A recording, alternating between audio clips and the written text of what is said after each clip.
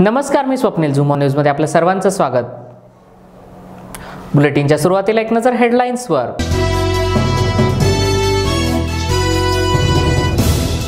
चांगले वकील न मिळाल्यानं सर्वोच्च न्यायालयामध्ये मराठा आरक्षण टिकलं नाही, बबनराव लोणीकर यांचं विधान.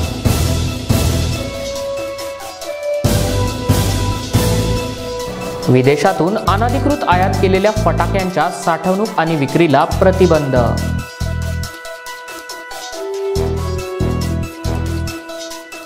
गणपत गावकर यांच्या नेतृत्वाखाली शेकडो कार्यकर्त्यांनी केला संभाजी ब्रिगेडमध्ये प्रवेश.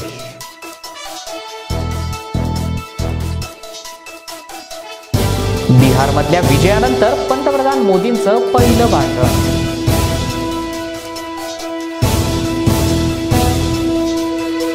जळगावमध्ये अज्ञात व्यक्तीनं 300 केळीचे घड कापून केलं नुकसान.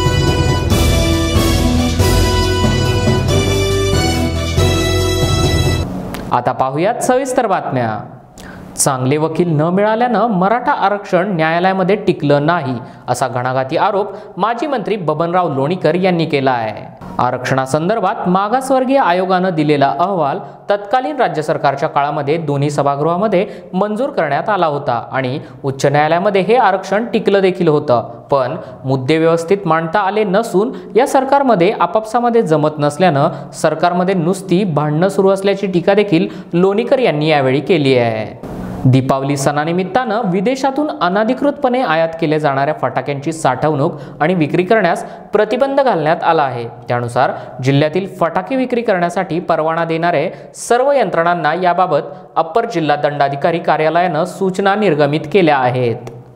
विदेशातून अनधिकृतपणे आयात केलेले आणि स्थानिक पातळीवर अनधिकृतपणे उत्पादित केलेले फटाके जवळ बाळगणं, त्यांचा साठा करणं आणि त्यांची विक्री करणं कायद्यानुसार अवैध आणि दंडनीय असल्यामुळे विदेशातून अनधिकृतपणे आयात केलेले आणि स्थानिक पातळीवर अनधिकृतपणे उत्पादित केलेले फटाके जर कोणी जवळ बाळगत असेल तर त्याचा साठा करीत असेल किंवा त्यांची विक्री करीत असेल अशी बाब निदर्शनास आल्यास भरारी पथकानं विदेशी फटाक्यांची साठवणूक, विक्री आणि वितरण होत असल्याच्या बाबी निदर्शनास आल्यास तात्काळ त्याबाबत कारवाई करण्यात येईल. उत्तर मध्य मुंबईतील गणपत गावकर हे कामगार नेते आणि समाजसेवक आहे.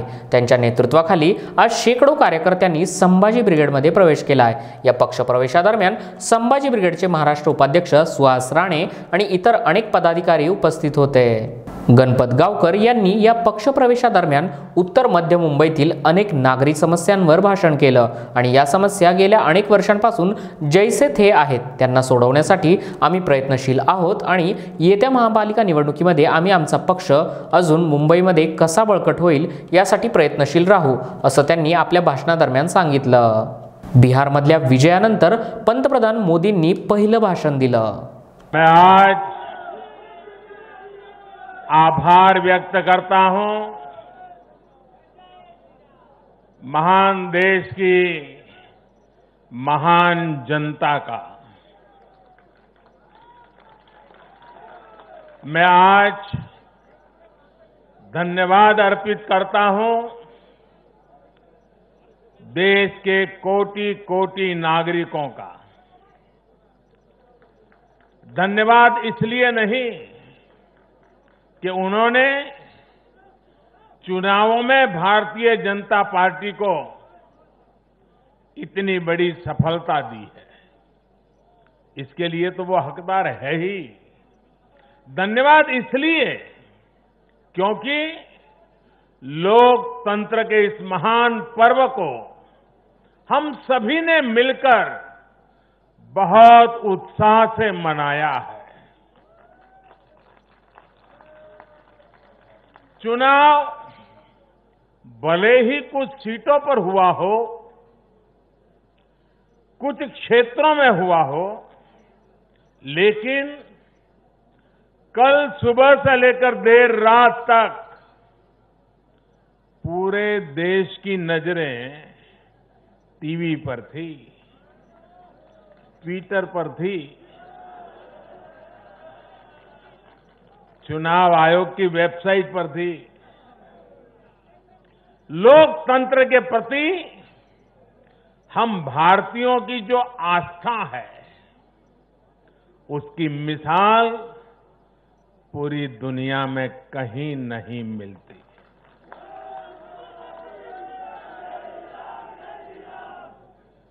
चुनाव नतीजों में हार जीत अपनी जगह है, लेकिन चुनाव की ये प्रक्रिया हर भारतीय के लिए गौरव का विषय है। इसलिए मैं पूरे देश को बधाई देता हूं, कोटि कोटि देशवासियों का धन्यवाद करता हूं।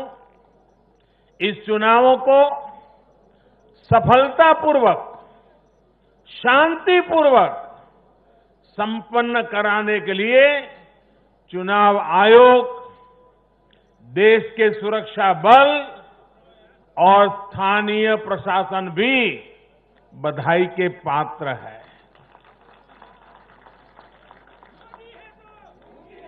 कुछ चीजें तो हम देश में भूल गए हैं।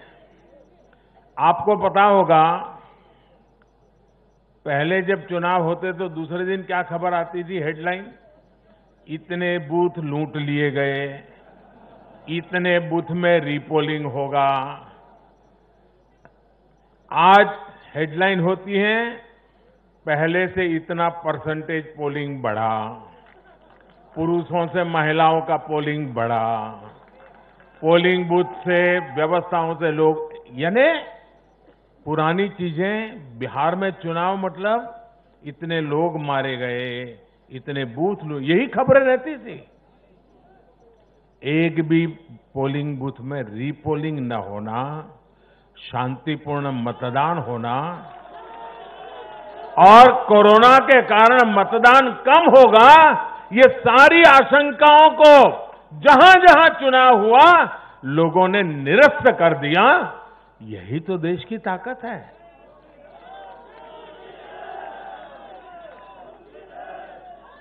कोरोना के इस संकट काल में ये चुनाव कराना आसान नहीं था, लेकिन हमारी लोकतांत्रिक व्यवस्थाएं इतनी सशक्त हैं, पारदर्शी हैं कि इस संकट के बीच भी उन्होंने इतना बड़ा चुनाव करा करके दुनिया को भी भारत की ताकत की पहचान कराई है।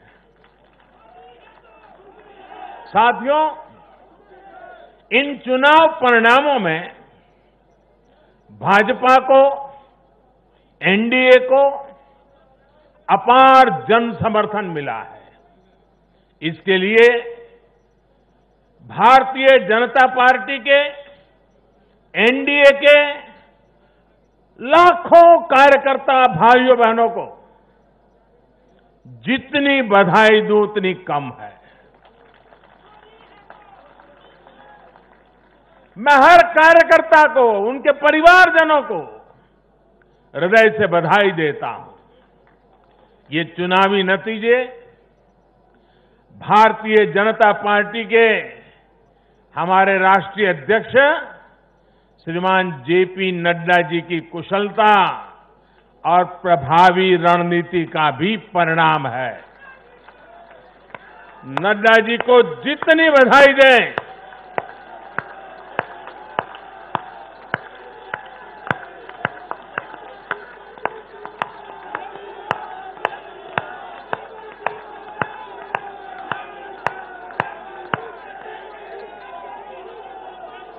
मैं कहूंगा नड्डा जी आगे बढ़ो, आप कहिए हम सब आपके साथ हैं। नड्डा जी आगे बढ़ो, नड्डा जी आगे बढ़ो, नड्डा जी आगे बढ़ो। भाइयों और बहनों, कल जो चुनाव नतीजे आए उसका निहितार्थ बहुत गहरा है, उसके मायने बहुत बड़े हैं। लोकसभा चुनाव में जो नतीजे आए थे, ये उसका और व्यापक विस्तार है। भारतीय जनता पार्टी पूर्व में जीती, मणिपुर में कमल का झंडा फहरा दिया। भारतीय जनता पार्टी सुदूर पश्चिम में, कच्छ के रेगिस्तान में, अबडासा में गुजरात की सभी सीटें जीत ली। भाजपा को उत्तर प्रदेश, मध्य प्रदेश में विजय प्राप्त हुई और भाजपा को दक्षिण में, कर्नाटका, तेलंगाना में भी सफलता मिली। इन दिनों 2 केंद्र शासित प्रदेशों में भी चुनाव हुआ। जैसे अभी नड्डा जी बता रहे थे लद्दाख में, उसी प्रकार से दीव, दमन और सिलवास में भी, वहां भी भारतीय जनता पार्टी का जय जयकार हो गया। भाजपा ही एकमात्र ऐसी राष्ट्रीय स्तर की पार्टी है जिसका परचम देश के नागरिकों ने ही पूरे देश में फहराया है। आप याद कीजिए, कभी हम 2 सीट पर थे, 2 और 2 कमरों से पार्टी चला करती थी। आज हिंदुस्तान के हर कोने में है।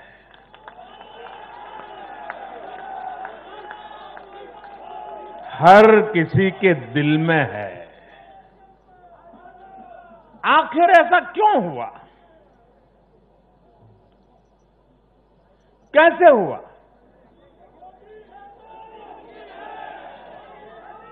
इसका उत्तर कल जो नतीजे आए हैं उसी में मिल जाता है।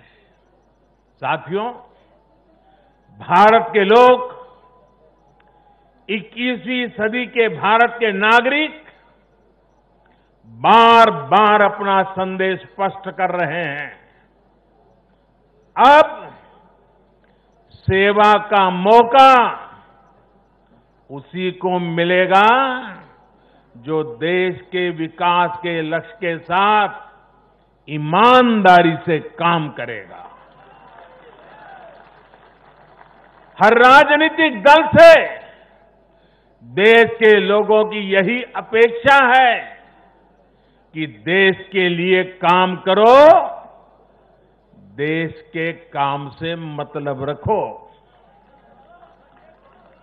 कल जो नतीजे आए उन्होंने साबित कर दिया है कि आप काम करेंगे तो लोगों से आपको भरपूर आशीर्वाद भी मिलेगा। आप खुद को समर्पित करेंगे, 2400 घंटे देश के विकास के बारे में सोचेंगे, कुछ नया करने की चेष्टा करेंगे, तो आपको नतीजे भी मिलेंगे। देश की जनता आपकी मेहनत को देख रही है, आपकी तपस्या को देख रही है, आपकी नीयत को देख रही है और इसलिए चुनाव के समय बिना किसी भ्रम में पड़े जनता जनार्दन आपको वोट कठिनाई को बीच भी घर से निकल करके दे करके आती है। कल के नतीजों में देश की जनता ने फिर ये तय कर दिया है कि 21वीं सदी में देश की राजनीति का मुख्य आधार सिर्फ और सिर्फ विकास ही होगा। साथियों, हमारे यहां ये भी कई बार कहा जाता है कि बैंक खाते, गैस कनेक्शन, घर, स्वरोजगार के लिए सुविधाएं, अच्छी सड़कें, अच्छे रेलवे स्टेशन, बेहतर हवाई अड्डे, नदियों पर बनते आधुनिक पुल, इंटरनेट कनेक्टिविटी, ऐसे मुद्दे चुनाव में अहमियत नहीं रखते हैं। सुना होगा आपने ऐसा। जनता ऐसे लोगों को बार बार ये कह रही है कि असली मुद्दे यही है। देश का विकास, राज्य का विकास आज सबसे बड़ी कसौटी है और आने वाले समय में भी यही चुनाव का आधार रहने वाला है। जो लोग ये नहीं समझ रहे, इस बार भी उनकी जगह क्या हुआ मालूम है ना? जगह जगह जमानत जब्त हो गई है। साथियों, आज देश भारतीय जनता पार्टी पर जो स्नेह दिखा रहा है, एनडीए पर जो स्नेह दिखा रहा है, उसके सबसे बड़ी वजह यही है कि भाजपा ने, एनडीए ने देश के विकास को, लोगों के विकास को अपना सर्वोपरि लक्ष्य बनाया हुआ है। और मैं देशवासियों को विश्वास दिलाना चाहता हूं और हम सभी कार्यकर्ता उस संकल्प से बंधे हुए हैं। हम हर वो काम करेंगे जो देश को आगे ले जाए। हम हर वो फैसला लेंगे जो देश हित में हो, देश के लोगों के हित में हो।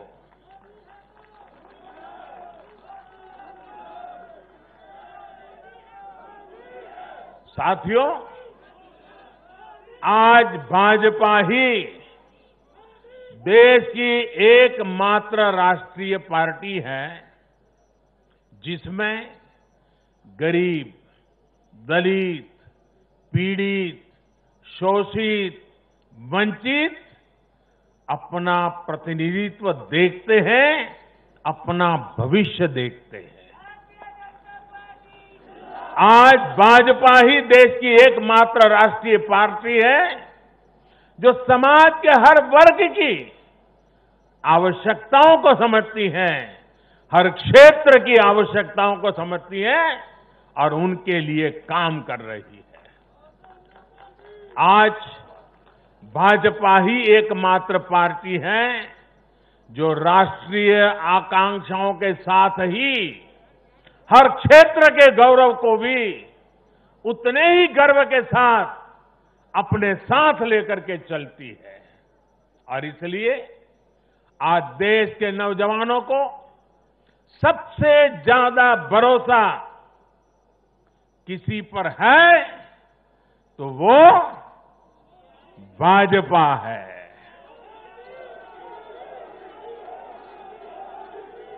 दलितों, पीड़ितों, शोषितों की अगर कोई आवाज है तो वो भाजपा है। देश के मध्यम वर्ग के सपनों को पूरा करने के लिए,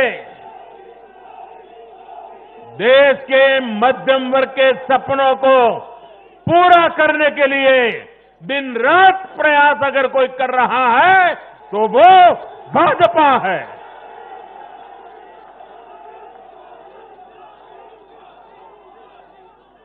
महिलाओं के सशक्तिकरण के लिए, उनकी गरिमा, उनका गौरव सुनिश्चित करने के लिए जिस पार्टी पर भरोसा किया जा रहा है तो वो भाजपा है। आर्थिक सुधार हो, कृषि सुधार हो या फिर देश की सुरक्षा, शिक्षा की बात हो, नई व्यवस्थाओं की बात हो या फिर किसानों, श्रमिकों का हित, ये भाजपा ही है जिस पर देश आज सबसे ज्यादा भरोसा कर रहा है। ये भरोसा भाजपा के लिए, मेरे लिए, आपके प्रधान सेवक के लिए बहुत बड़ी पूंजी है। ये भरोसा, ये हमारी सबसे बड़ी पूंजी है। साथियों, ये भाजपा ही है जिसके लिए लोगों का आशीर्वाद और जनता जनार्दन का स्नेह निरंतर बढ़ता जा रहा है। लोकसभा चुनाव में पार्टी ने पहले से और ज्यादा सीटें जीतकर सरकार में अपनी वापसी की। बिहार में 3 बार सरकार में रहने के बाद भाजपा ही एकमात्र पार्टी है जिसकी सीटों में वृद्धि हुई है। गुजरात में भाजपा 90 के दशक से है और वहां भी इन उपचुनावों में पार्टी ने सभी सीटें जीतकर दिखाई है।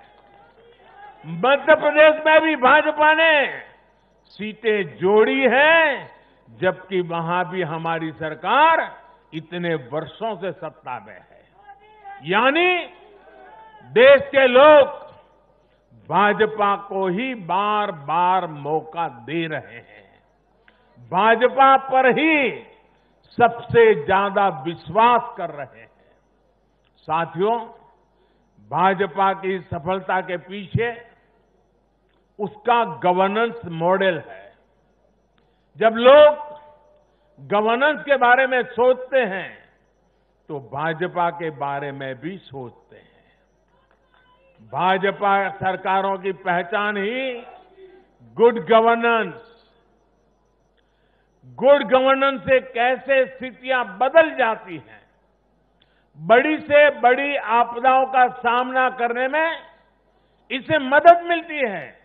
और ये हमने कोरोना के इस काल में भी देखा है। जब कोरोना आया तो ये संकट कितना बड़ा है, इसका अंदाजा बड़े बड़े एक्सपर्ट और वैज्ञानिक भी नहीं लगा पाए थे। दुनिया में ऐसा कोई नहीं है जिसे कोरोना ने प्रभावित न किया हो। लेकिन कोरोना के खिलाफ जैसी लड़ाई भारत ने लड़ी, वैसी संभवतः कहीं नहीं लड़ी गई। जनता कर्फ्यू से लेकर अभी तक जिस तरह इस महामारी का मुकाबला किया गया, इन चुनाव नतीजों ने उसे भी अपना समर्थन दिया है। कोरोना काल में गरीब को राशन से लेकर रोजगार तक के लिए जिस स्तर पर भारत में प्रयास हुए हैं, ये उसका समर्थन है। कोरोना काल में बचाया गया एक एक जीवन भारत की सफलता की कहानी है। साथियों, मुझे पता है आप लोग और खास करके मीडिया के साथी बार बार सोच रहे होंगे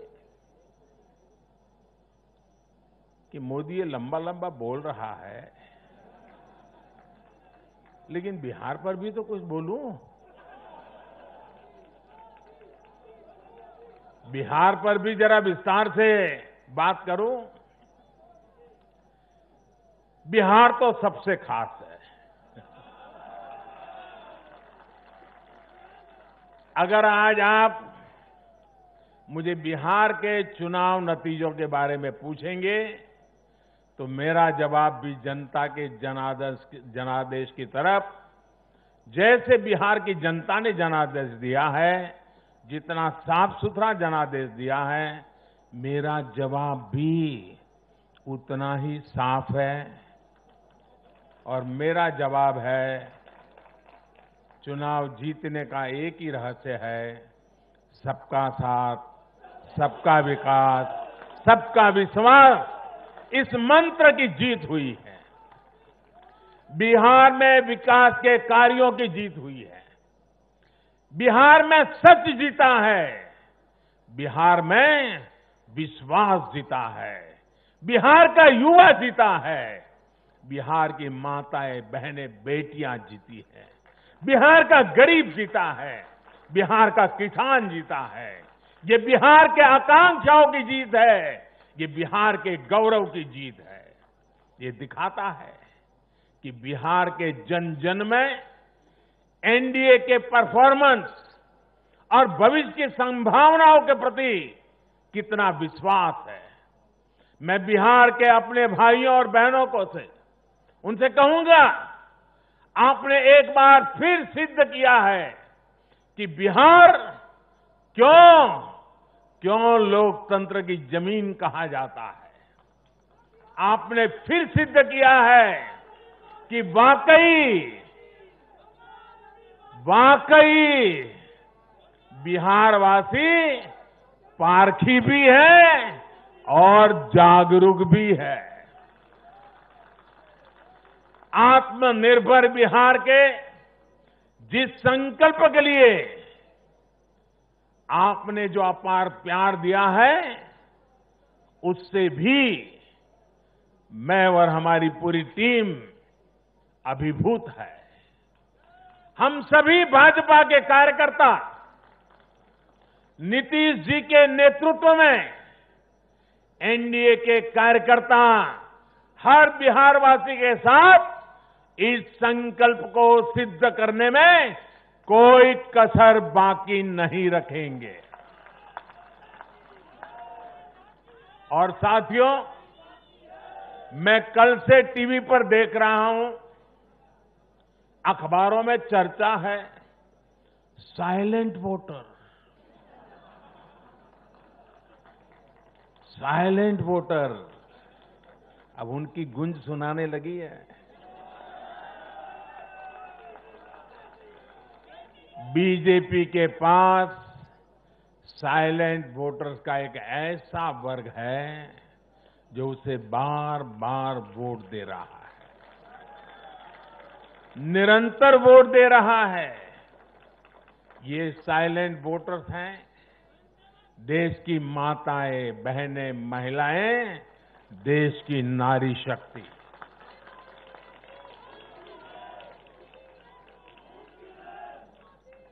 ग्रामीण इलाकों से लेकर शहरी इलाकों तक महिला वोटर ही भाजपा की सबसे बड़ी साइलेंट वोटर का समूह बन गया है।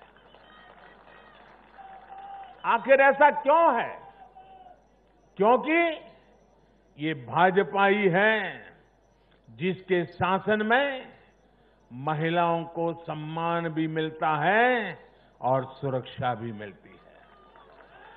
बैंक अकाउंट से लेकर बैंक लोन तक, गर्भावस्था के दौरान मुफ्त जांच से लेकर 6 महीने के अवकाश तक, रसोई को धुएं से मुक्त करना हो या फिर शौचालयों का निर्माण, 1 रुपये में सैनिटरी पैड की सुविधा हो या हर घर बिजली पहुंचाना हो या फिर हर घर जल के लिए अभियान हो, ये बीजेपी ही है जो भारत की महिलाओं के जीवन स्तर को सुधारने के लिए उम्र के हर पड़ाव को देखते हुए विशेष प्रयास कर रही है।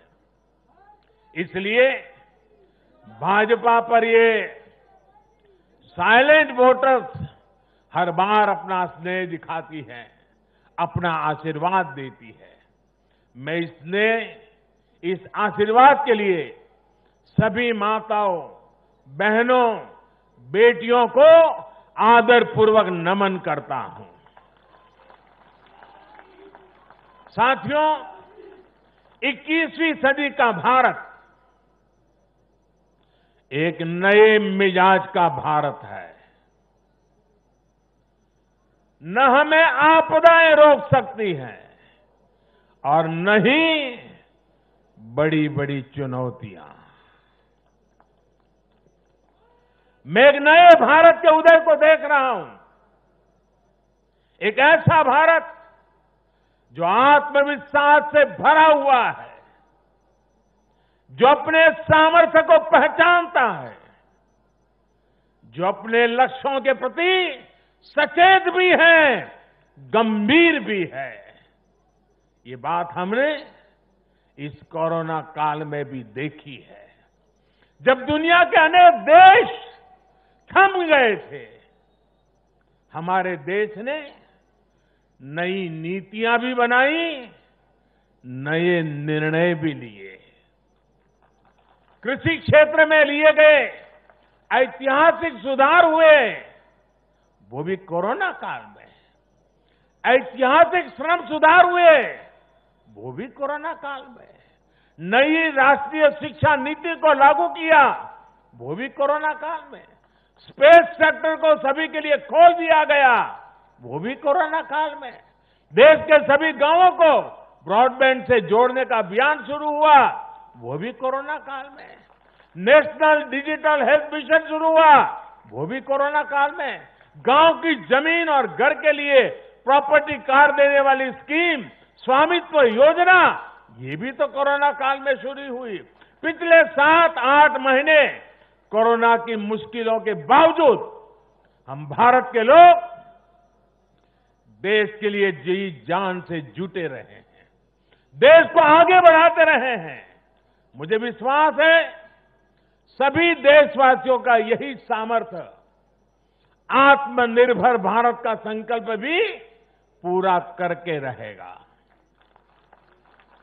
साथियों, भारत के लोकतंत्र में डगर डगर पर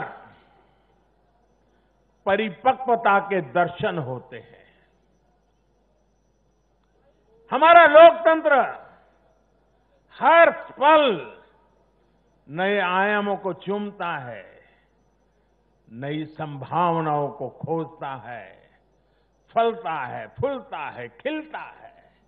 यह हमारे लोकतंत्र की विशेषता है। भारत की युवा पीढ़ी लोकतंत्र के प्रति सच्ची निष्ठा और श्रद्धा रखती है। मजबूत लोकतंत्र में ही देश के नौजवान को अवसर नजर आते हैं और अपने अधिकारों की रक्षा के प्रति वो ज्यादा आश्वस्त रहता है। लेकिन दुर्भाग्य से कश्मीर से कन्याकुमारी तक परिवारवादी पार्टियों, परिवार की पार्टियों, इसका जो जाल नजर आ रहा है, जरा नजर कीजिए। कश्मीर से कन्याकुमारी तक फैमिली पार्टियां,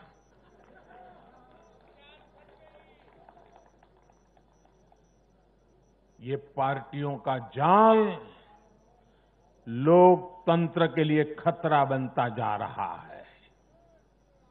और ये बात देश का युवा भली भांति जानता है।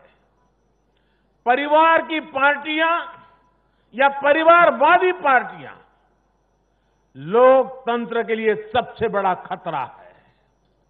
दुर्भाग्य से देश की एक राष्ट्रीय स्तर की पार्टी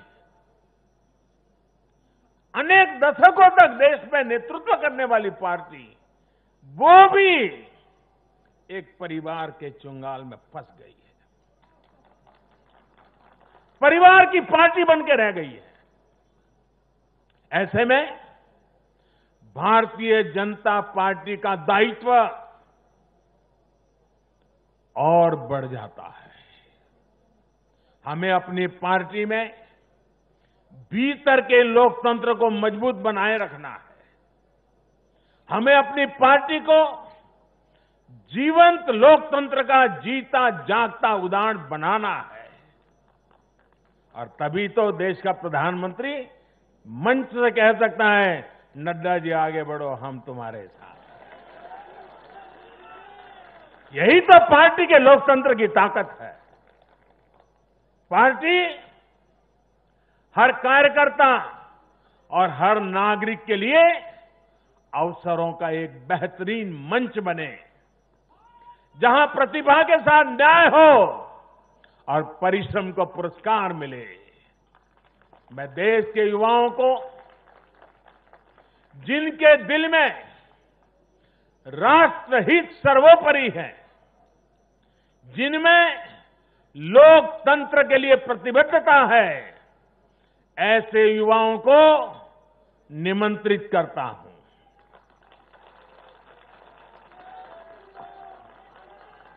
देश के युवाओं से मेरा आह्वान है, वो आगे आए और बीजेपी के माध्यम से देश की सेवा में जुट जाएं।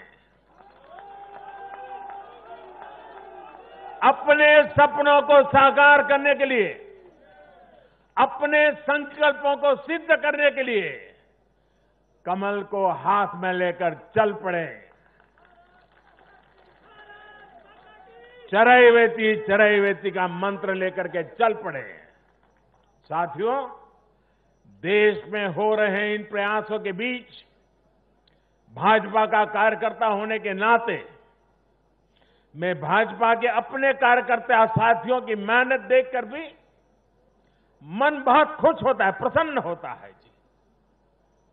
आज भाजपा का विस्तार हो रहा है, इसकी वजह भाजपा के प्रत्येक कार्यकर्ता का तप, त्याग और तपस्या है। और सफलता के इन क्षणों में हमें ये याद रखना है कि हमारा दायित्व भारत के जन जन के प्रति है। जीत का उन्माद नहीं, हार का अवसाद नहीं। यही हमारी परिपाटी रही है और यही हमारी पार्टी के विकास का मंत्र रहा है। देश का आशीर्वाद हमारे साथ है। इस आशीर्वाद को हमें अपना दायित्व पूरा करके निभाना, ये हमारी जिम्मेवारी है।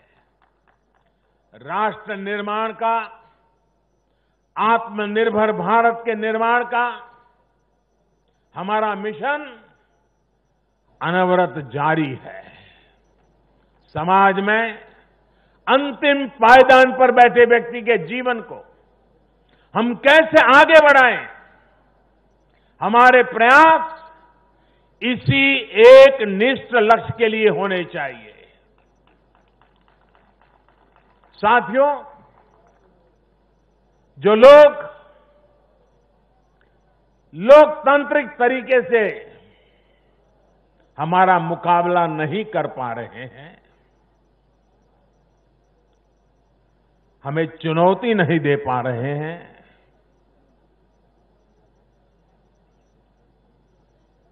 ऐसे कुछ लोगों ने रास्ता अपनाया है भारत के कार्यकर्ताओं की हत्या करने का। देश के कुछ हिस्सों में उनको लगता है कि भारतीय जनता पार्टी के कार्यकर्ताओं को मौत के घाट उतार करके वे अपने मंसूबे पूरे कर लेंगे। मैं उन सब से आग्रहपूर्वक समझाने का प्रयास भी करता हूं।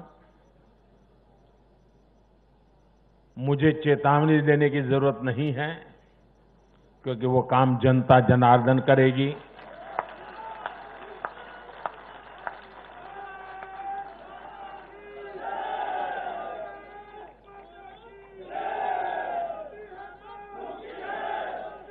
चुनाव आते हैं, जाते हैं, जय पराजय होता रहता है।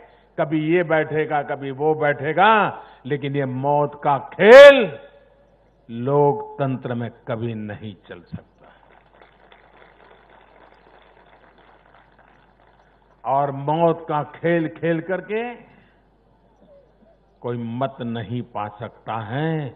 ये जरा दीवार पर लिखे हुए शब्द पढ़ लेना।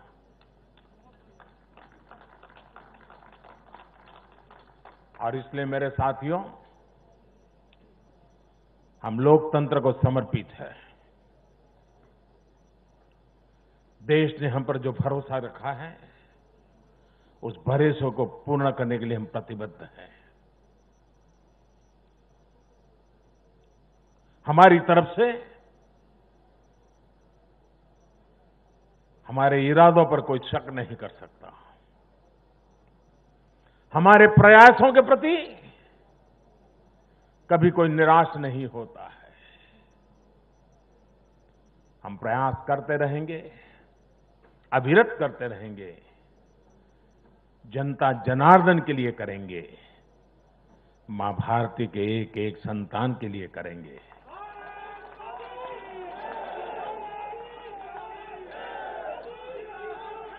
और ये जो चुनाव में आशीर्वाद मिलते हैं, ये आशीर्वाद हमें अधिक काम करने की ताकत देते हैं, अधिक काम करने की ऊर्जा देते हैं, अधिक काम करने की प्रेरणा देते हैं।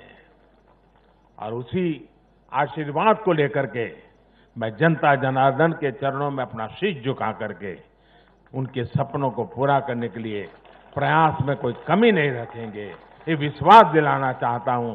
मैं फिर एक बार देश के सभी मतदाताओं को और मैं भारतीय जनता पार्टी को भी धन्यवाद करता हूं, क्योंकि हमारे नड्डा जी ने इस कार्यक्रम को विजयोत्सव के बजाय धन्यवाद का कार्यक्रम बनाया। इसलिए मैं विशेष रूप से बधाई देता हूं, क्योंकि हम जनता जनार्दन के ऋणी हैं। इसलिए हम उनका जितना धन्यवाद करें उतना कम है। साथियों, दीपावली एक प्रकार से दरवाजे पर दस्तक दे ही रही है। खूब धूमधाम से मनाइए।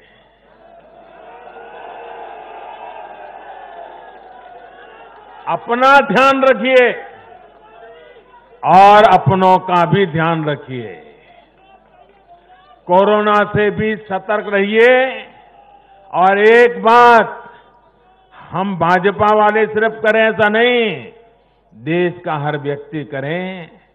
और एक दिवाली के लिए नहीं, आने वाले हर समय के लिए अब हमारा मंत्र है vocal for vocal for vocal for vocal for vocal for vocal for vocal for, ये गूंजना चाहिए।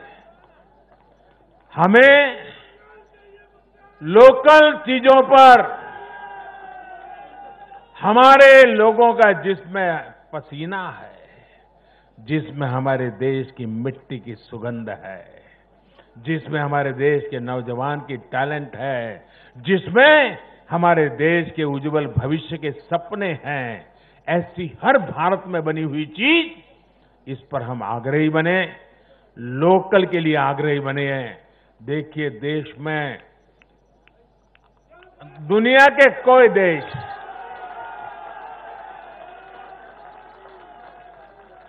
कोई हमें दबा नहीं पाएगा। दोस्तों, आप मान के चलिए।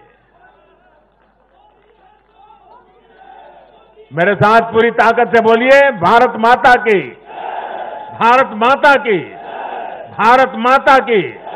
बहुत बहुत धन्यवाद।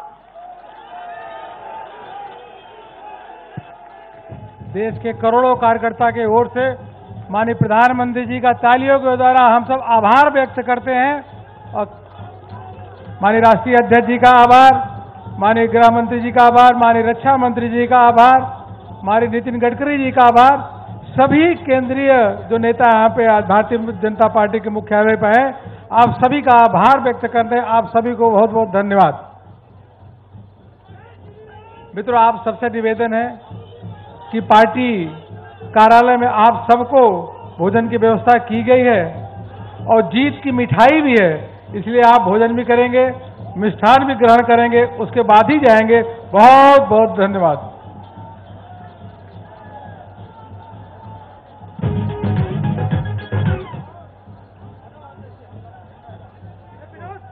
विनोद विनोद एक ले ले, आप दोनों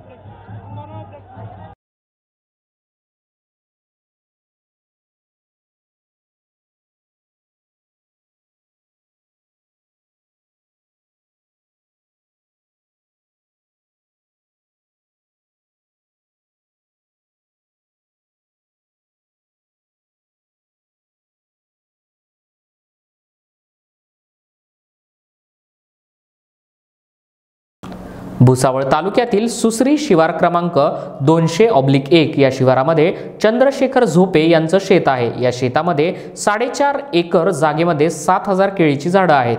या बागेमध्ये 10 तारखेला मंगळवारी दुपारी 2 ते 5 या वेळेमध्ये अज्ञात व्यक्तींनी झाडावरील केळीचे घड कापून शेतामध्ये फेकून 1 लाख रुपयांपेक्षा जास्त नुकसान केलंय। तसेच पाणी पुरवठा करणारी जलवाहिनी देखील तोडली असल्यानं शेतातील पाणी पुरवठा देखील करता आला नाही। तसेच या शिवारामध्ये सुसरी ग्रामपंचायतीच्या मालकीची पाण्याची विहीर आहे। या विहिरीजवळील मोटारीला वीज पुरवठा करणाऱ्या केबलची देखील चोरी करण्यात आली आहे। आर्थिक नुकसानीला सामोरं जावं लागतंय। या प्रकरणी वरणगाव पोलिसांमध्ये अज्ञात आरोपींविरोधात गुन्हा नोंदवण्यात आला असून पुढील तपास सहाय्यक पोलीस निरीक्षक संदीप कुमार बोरसे, पोलीस उपनिरीक्षक सुनील वाणी यांच्या मार्गदर्शनाखाली मनोहर पाटील करीत आहेत। गेली 6-7 महिने कोरोनाच्या सावटाखाली आपण जगत आहोत। कोरोना संकट लवकरात लवकर दूर व्हावं यासाठी सारेजण प्रयत्नशील आहेत। अशामध्ये आपण दीपावली साजरी करत आहोत। दीपावली हा सण आनंदाचा आणि उत्साहाचा आहे। दीपावली साजरी करत असताना पर्यावरणाचा देखील समतोल राखला गेला पाहिजे। कोरोनापासून वाचण्यासाठी प्रशासनानं ज्या काही उपाययोजना सुचवल्या त्यांचं तंतोतंत पालन केलं पाहिजे, अशी प्रतिक्रिया महाराष्ट्र राज्याचे माजी मंत्री एकनाथ खडसे यांनी दिली आहे। बिहारच्या निवडणुकीमध्ये नितीश कुमार आणि भारतीय जनता पार्टीला काठावरचं बहुमत मिळालं असून एक व्यक्ती एका बाजूला आणि एका देशाची सारी शक्ती एका बाजूला उभी असताना तेजस्वी यादव यानं एका महिन्यात कौतुकास्पद कार्य केलेलं असून राजकारणाच्या दृष्टिकोनातून जे तरुण राजकीय जीवनामध्ये आहेत त्यांना प्रेरणादायी आहे। जे तरुण राजकीय जीवनामध्ये आहेत त्यांनी तेजस्वी यादव यांच्याकडून प्रेरणा घ्यावी आणि भारतीय जनता पार्टी आणि नितीश कुमार यांना मिळालेल्या मतांपेक्षा तेजस्वी यादव यांचं यश उठून दिसणार असल्याचं राष्ट्रवादीचे माजी मंत्री एकनाथ खडसे यांनी म्हटलं आहे। मुंबईच्या कमला मिलमध्ये पबला आग लागून 14 जणांचा मृत्यू झालेल्या घटनेतील 12 आरोपींपैकी प्रथमदर्शनी जे मूळ गुन्हेगार दिसत होते तेच दोन्ही मिल मालक आरोपमुक्त झाले आहेत। त्यामुळे अन्य गुन्हेगारांचे सुटण्याचे मार्ग तर खुले होत नाहीत ना। पोलीस, महापालिका आणि शासनानं न्यायालयामध्ये सक्षमपणे बाजू न मांडल्यास अन्य गुन्हेगार सुद्धा तसेच आरोपमुक्त होणार का, असे सवाल करीत भाजपचे आमदार ॲडव्होकेट आशिष शेलार यांनी सत्र न्यायालयाच्या निर्णयाला उच्च न्यायालयामध्ये सरकारनं आव्हान द्यावं अशी मागणी केली आहे। आमदार ॲडव्होकेट आशिष शेलार यांनी याबाबत मुख्यमंत्री उद्धव ठाकरे यांना पत्र लिहिलं असून त्यामध्ये म्हटलं आहे की आपल्यास ज्ञात आहे की 29 डिसेंबर 2017ला कमला मिल कंपाऊंडमधील वन अबाव क्लब आणि मोजोस बिस्ट्रो यांना आग लागून 14 निष्पाप मुंबईकरांचा जीव गेला। या प्रकरणी मुंबई पोलिसांनी 12 जणांवर सदोष मनुष्यवधाचा गुन्हे दाखल केले होते। यातील कमला मिल कंपाऊंडच्या 2 मालक रमेश गोवाणी आणि रवी भंडारी यांनी आरोप मुक्तीसाठी मुंबई सत्र न्यायालयामध्ये अर्ज केले होते। न्यायालयामध्ये झालेल्या दोन्ही बाजूंच्या युक्तिवादानंतर दोन्ही मालकांचे अर्ज मान्य करीत त्यांना आरोप मुक्त केलं। ही बाब अत्यंत चिंताजनक आहे, कारण या घटनेच्या निमित्तानं अनेक गंभीर प्रश्न समोर आले होते। या कंपाऊंडमध्ये FSI घोटाळा झाल्याची शंका आम्ही त्याच वेळेस व्यक्त केली होती। चौकशीची मागणी देखील केली होती। त्यानंतर झालेल्या चौकशीमध्ये FSI घोटाळा झाल्याचं समितीनं उघड केलं होतं। घोटाळा देखील उघड झाला होता। सोलापूर शहरात मागच्या काही दिवसांपासून विविध चौकातून दुचाकी वाहनं लंपास होत होती। त्याचबरोबर घरफोड्यांचं प्रमाण देखील वाढलं होतं। या दरम्यान सोलापूर सदर बाजार पोलीस ठाण्यातील DB पथकानं मोठी कामगिरी करत अजय चौगुले याला अटक केली आहे। अजय चौगुले या संशयित चोरट्याकडून DB पथकानं 5 मोटारसायकली हस्तगत केल्या आहेत। यामध्ये हिरो Honda Splendor, Activa, Pulsar, Honda dream या दुचाकी गाड्या पोलिसांनी जप्त केल्या। तसेच एका घरफोडीमध्ये चोरलेल्या जुन्या काळातील रेडिओ, सॅमसंग कंपनीचा मोबाईल पोलिसांनी जप्त केला। ही कारवाई DB पथकाचे PSI संजय राठोड, पोलीस हवालदार ओमप्रकाश मडवळी, पोलीस नाईक खाजप्पा आरेनवरू यांनी केली आहे। विधान परिषद पदवीधर मतदारसंघाचे काँग्रेस, राष्ट्रवादी काँग्रेस, शिवसेना, कवाडे गट, RPI आणि मित्रपक्षाच्या महाविकास आघाडीचे अधिकृत उमेदवार ॲडव्होकेट अभिजित गोविंदराव वंजारी यांनी उमेदवारी फॉर्म भरलेला आहे।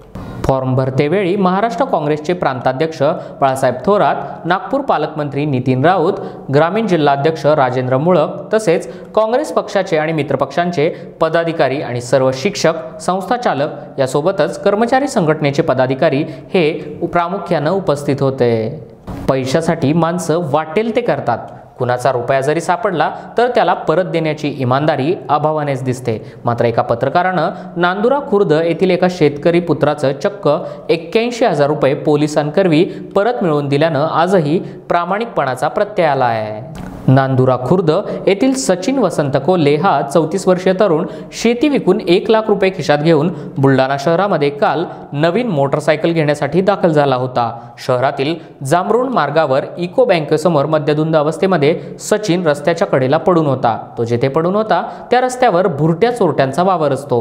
अशामध्ये सचिनच्या खिशात पैशांचे 2 ते 3 बंडल होते. आज सकाळी येथील एका वृत्तवाहिनीचे पत्रकार दीपक मोरे या रस्त्याने जात असताना तेथे झोपलेला सचिन आणि 3 ते 4 मुलांची हालचाल पाहता समय सूचकता ठेवून मोरे यांनी पोलिसांना फोन करून घटनास्थळी बोलावून घेतलं. पोलिसांनी तात्काळ येऊन सचिनच्या खिशातील 81,600 रुपये आणि मोबाईल ताब्यात घेऊन सचिनला नशेत डोक्याला थोडा मार लागला असल्यानं जिल्हा रुग्णालयामध्ये हलवलं. दरम्यान सचिनचा भाऊ सुशांत कोल्हे याला शहर ठाण्यामध्ये बोलवून ठाणेदार प्रदीप साळुंखे, दीपक मोरे यांच्या हस्ते सर्व रक्कम, मोबाईल यासह त्याच्या सुपूर्द करण्यात आला. दीपक मोरे यांनी समय सूचकता ठेवून त्या ठिकाणी थांबले नसते तर भुरट्यांनी 81,000 रुपये उडवले असते, हे मात्र खरं आहे. विधान परिषद पदवीधर मतदारसंघाचे भाजपतर्फे नागपूरचे महापौर संदीप जोशी यांनी उमेदवारीचा अर्ज भरला आहे. यावेळी आमदार सुधीर मुनगंटीवार तसेच भाजपचे महामंत्री चंद्रशेखर बावनकुळे, नागपुरातील भाजप आमदार आणि भाजपचे पदाधिकारी कार्यकर्ते मोठ्या प्रमाणात उपस्थित होते. कोविड योद्ध्यांचा कार्यक्रमाच्या अंतर्गत कोरोना काळामध्ये ज्या महिलांनी समाजासाठी काहीतरी काम केलंय अशा महिलांचा आज महिला आणि बालकल्याण विभागामार्फत सन्मान चिन्ह देऊन सत्कार करण्यात आला.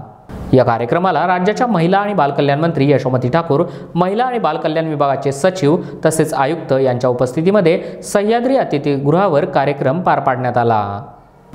पुणे मनसेचे पदवीधर मतदार शिक्षक उमेदवार म्हणून विद्या धर्माणकर यांनी उमेदवारी अर्ज भरलेला आहे. यावेळी मनसेच्या उमेदवार रुपाली पाटील यांनी पत्रकारांशी संवाद साधला. पाटील म्हणाल्या, आताची परिस्थिती पाहता सगळे कृष्णकुंजवरून आदेश सुटतात आणि शिक्षकांचे प्रश्न मांडायला आणि समस्या सोडवायला आज एक उमेदवार जाहीर केला आहे. कल्याण हे मध्य रेल्वेचं पहिलं जंक्शन असल्यामुळं या स्थानकात बाहेरगावावरून येणाऱ्या मेल एक्सप्रेस थांबतात. या मेलमधून दररोज हजारो प्रवासी कल्याण स्थानकामध्ये येतात. या रेल्वे प्रवाशांमध्ये कोरोना पसरू नये यासाठी कल्याण डोंबिवली महापालिकेच्या आरोग्य विभागाकडून नाईट टेस्टिंग सुरू करण्यात आलं आहे. येणाऱ्या प्रवाशाची संपूर्ण तपासणी करूनच त्याला शहरामध्ये प्रवेश दिला जाणार असून कोरोनाची कोणतीही लक्षणं दिसल्यास अशा रुग्णाची अँटीजन टेस्ट करून त्याला उपचारासाठी धाडण्याच्या सूचना पालिका आयुक्त डॉक्टर विजय सूर्यवंशी यांनी दिल्या आहेत. दरम्यान कोरोना रुग्णांची संख्या कमी होत असली तरी पालिका सज्ज असून टेस्टिंग वाढवण्याचा एक भाग म्हणून कल्याण पश्चिमेकडील वसंत व्हॅली येथे कोरोना सेंटरमध्ये मोफत अँटीजन टेस्टिंग तसेच बाह्यरुग्ण तपासणी केंद्र सुरू करण्यात आलं असून ज्या रुग्णांना सर्दी, ताप, खोकला यासारखी कोरोना सदृश्य लक्षणं असतील त्यांनी सकाळी 9 ते दुपारी 1 या काळामध्ये तपासणी करून घ्यावी असं आवाहन आरोग्य विभागानं केलंय. तर पालिकेनं महाजनवाडी सभागृहामध्ये सुरू केलेल्या पोस्ट कोविड सेंटरला कोरोनामुक्त रुग्णांकडून चांगला प्रतिसाद मिळतो. मात्र तरीही ज्या रुग्णांना श्वसनाचा धाप लागण्याचा त्रास होत असेल तर अशा रुग्णांनी या सेंटरचा लाभ घ्यावा. मात्र गर्दी होऊ नये यासाठी आधी वेळ ठरवून घ्यावी असं आवाहन देखील आरोग्य विभागाकडून करण्यात आलं आहे. बुलेटिनच्या शेवटी पुन्हा एकदा एक नजर हेडलाईन्सवर.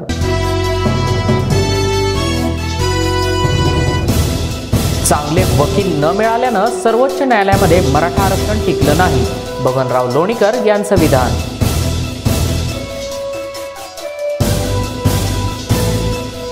विदेशातून अनधिकृत आयात केलेल्या फटाक्यांच्या साठवणूक आणि विक्रीला प्रतिबंध.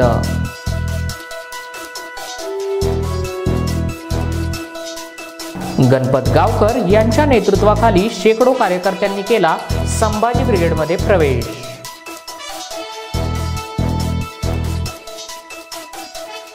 बिहारमधल्या विजयानंतर पंतप्रधान मोदींचं पहिलं भाषण.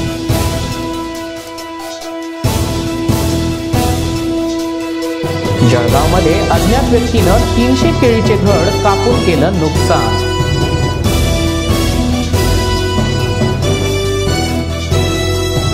या होत्या दिवसभराच्या सविस्तर बातम्या. पुन्हा भेटूया पुढील बातमीपत्रात. तोपर्यंत पाहत राहा झूम ऑन न्यूज.